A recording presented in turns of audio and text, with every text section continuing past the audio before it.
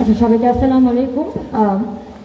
আমার এবং আমার প্যানেল স্বতন্ত্র শিক্ষার্থী ঐক্যর পক্ষ থেকে সবাইকে শুভেচ্ছা এবং অভিনন্দন জানাই। খুবই কম সময়ের মধ্যে ব্যাখ্যা করতে হবে কি করতে চাই, তবে আমরা আমাদের ইশতেহারের মধ্য দিয়ে খুবই স্পেসিফিক কিছু পয়েন্টকে গুরুত্ব দেওয়ার চেষ্টা করেছি।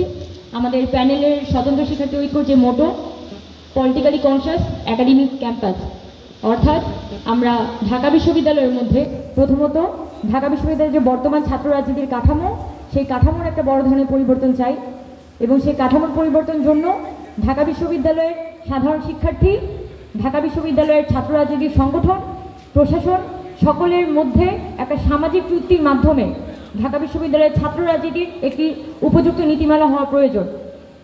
আমি যদি এখানে ভিপি হয়ে নির্বাচিত হয়ে আসি, তাহলে অবশ্যই ঢাকা বিশ্ববিদ্যালয়ের ছাত্র রাজনীতির একটা কাঠামোগত সংস্কার এবং একটি উপযুক্ত নীতিমালা তৈরির জন্য কাজ করব।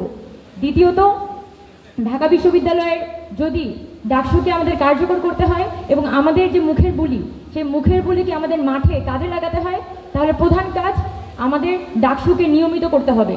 তাই ডাকসুতে নির্বাচিত হয়ে আসার পরপর যে কাজটি আমি প্রথমে হাত দিব, সেটা হচ্ছে ডাকসুর একটি গঠনতান্ত্রিক সংশোধনের জন্য প্রশাসনকে চাপ দেওয়া এবং ডাকসুর দ্রুততম সময়ের মধ্যে ডাকসুর গঠনতান্ত্রিক সংশোধনের মাধ্যমে এখানে প্রতি বছরে 12 মাস পরপর একটি নির্দিষ্ট ক্যালেন্ডারের ডেটে ডাকসু নির্বাচন হতে হবে, এই নীতি গঠনতান্ত্রিক সংশোধনের মাধ্যমে অন্তর্ভুক্ত করা। দ্বিতীয়ত, আমাদের সিনেটে হচ্ছে মাত্র 5 জন শিক্ষার্থী প্রতিনিধি যায়। আমাদের কথা হচ্ছে 5 জন শিক্ষার্থী প্রতিনিধি আসলে কোনোভাবেই পর্যাপ্ত না। সেই জায়গায় আমাদের ডাকসুতে যে 28 জন সেন্ট্রাল পদের নির্বাচিত হয়ে আসবেন, সেই 28 জনের মধ্যে আমরা সর্বোচ্চ সেরকম শিক্ষার্থীকে আমরা সিনেটের অন্তর্ভুক্ত করতে যাচ্ছি। এছাড়া সিন্ডিকেট যে মিটিংটা হয়, সিন্ডিকেটের অন্তর্ভুক্ত করতে চাই আমরা ছাত্রদের। দ্বিতীয়ত, আমাদের পলিটিক্যালি কনসিয়াস একাডেমিক ক্যাম্পাসের যে দ্বিতীয় অংশ, একাডেমিক ক্যাম্পাস গড়ে তোলার জন্য আমরা একটা ভিশন ক্রিয়েট করতে চাই।